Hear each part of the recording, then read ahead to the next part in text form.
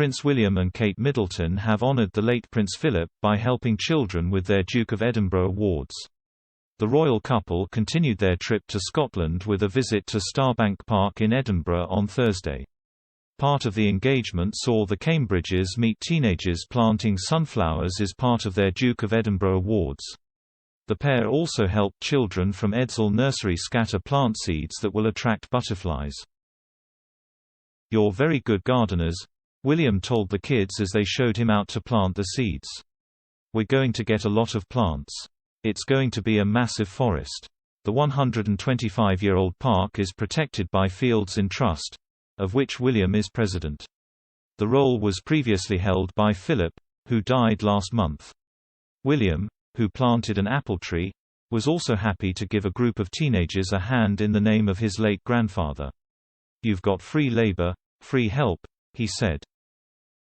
William, 38, and Kate, 39, were told about the Trust's Green Space Index, an annual barometer of green space provision and distribution in Britain. They also chatted to volunteers and families about the importance of the park to the local community.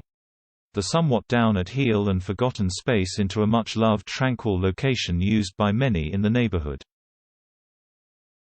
It now has a small library of a few dozen books inside a little box, and Kate added to its stock by putting in a copy of Hold Still, her collection of people's photographs documenting Britain in lockdown. "We've got a little donation for your library," she said. This year's Fields of Trust report found more than 2.77 million people live further than a 10-minute walk from a local park or green space. Further, only 6% of all parks and green spaces are protected in perpetuity. City of Edinburgh Council has used the index to ensure almost all of its residents are within a 10-minute walk of such an area.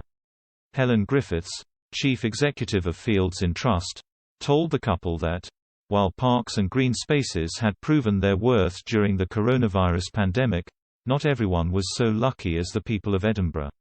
"We know that access to those spaces is really unequal," she said. William and Kate then gave budding tennis players a happy surprise after visiting the park. The pair proved a smash hit with children at a Lawn Tennis Association youth event which is putting the sport on the school curriculum. Kate, a patron of the LTA, showed off her skills as she and William were put in rival teams. William laughed in delight when a shot by Kate hit the net and for the second day running won a sporting contest against his wife. As they arrived, William asked Ollie Scadgill, participation director at LTA, "How are you bringing on a new Andy or Jamie Murray?" Kate, wearing a Ralph Lauren cable knit cricket sweater, said, "The thing is with children is to give them confidence. You don't need a fantastic tennis court and greatest kit, it's about making tennis accessible to all kids." The trips on Thursday came a day after the royal couple visited St Andrews, the town where they met at university 20 years ago.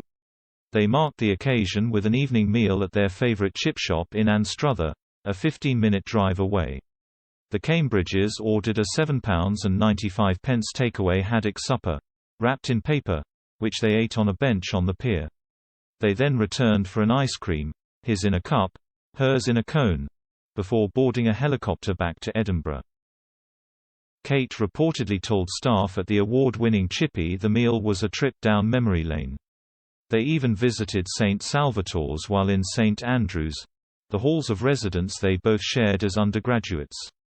The pair were friends in their first year before romance blossomed when William saw Kate walk down a fashion show catwalk in a sheer dress. They graduated in 2005 and William proposed 5 years later. They now have 3 children, George, Charlotte and Louis.